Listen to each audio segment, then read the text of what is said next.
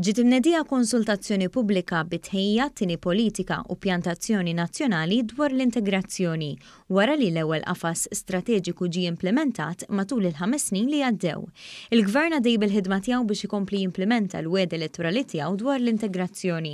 Dan qed isir permezz ta' diversi inizjattivi u programmi li waslu għall-integrazzjoni aħjar li hawn wkoll għodda neċessarja kontra r-razziżmu u forom oħra relatati ma' diskriminazzjoni.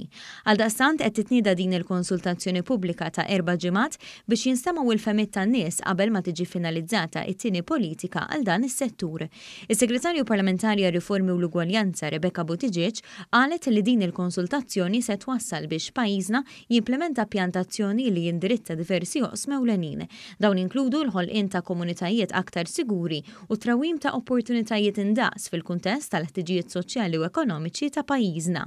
L-għanna ħarju illi kollna komunitajiet ferm aktar siguri fil-waqt illi nassiguraw illi qed nippromuovu l-ħtiġijiet tal-ekonomija tagħna. Għaldaqstant inħares il-qudiem illi kollna aktar sottomissjonijiet sabiex imbagħad fil-waqt illi naraw illi nkunu qed inwettqu il-weda elettorali fil-Manifest Malta flimkien nisimgħu wkoll jkollna politika ferm aktar effettiva dwar l-integrazzjoni. Preżenti għat-tnedija kien hemm ukoll Alexander Tortel mid-Direttorat tad-Drittijiet tal-Bniedem li koordina l-Working Group li ħadem fuq id-dokument li issa jitpoġġa diskussjoni pubblika.